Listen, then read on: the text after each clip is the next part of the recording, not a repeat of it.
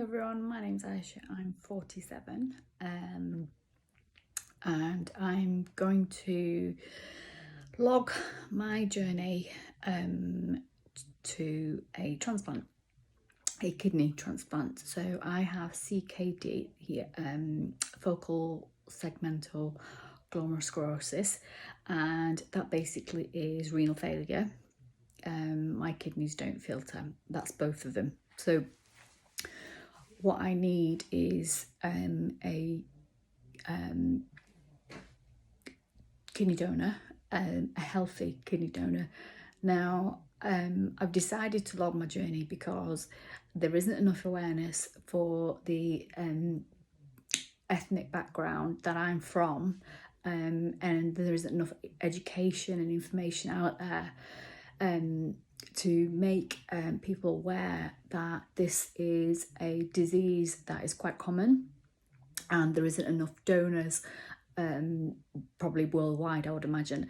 So I'm going to keep a log of my journey for myself and see how I fare, and for mentally, for my children to be able to see that the mum tried and was able to or not able to, and to show you the ups and downs. And many people have probably logged their journeys, and it's probably, everyone's journeys is individual to them.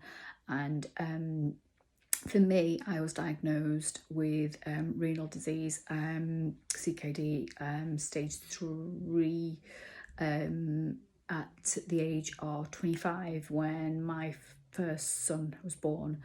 I had a very poorly pregnancy.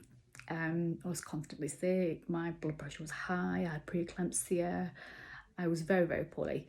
And they also found out then that I had a problem with my kidneys then.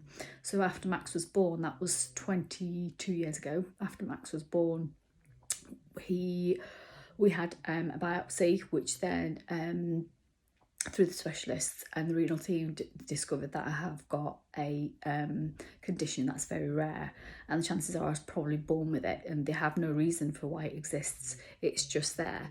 So all those years ago, I really didn't think much about it. I was still able to work, be a mum, have a second child 6 years later. The pregnancy again was pretty much the same, but mentally for me it was better. I found I coped with it better second time round with all the symptoms, and the overall pregnancy was pretty much the same. Both boys were born 4 weeks early. My body couldn't take going to full term both times, so both babies were born at 36 weeks, and I didn't realise back then how of a dangerous situation I was in, to be given birth to babies with this condition, having carried them for so many months.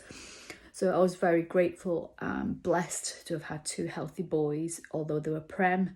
They were very healthy, and came through all the baby little problems that they have when they're tiny. There wasn't much there, to be fair. So I was very lucky. Now, looking back, I never ever thought that when I was diagnosed that this would be like an end point. It never occurred to me that this would be the bottom line, that I would actually need a transplant.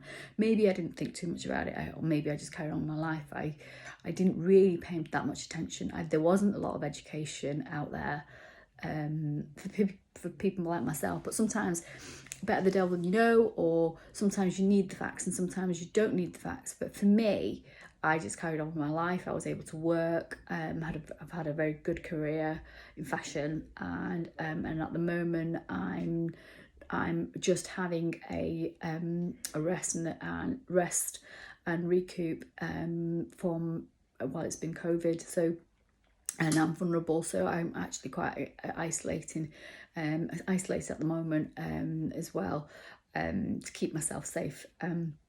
So my immune system isn't good. So what I want to do is I want to talk to people. If you want to get in touch, if you've been through this yourself and you feel you could help, you feel you could help talk me through things, that'd be great.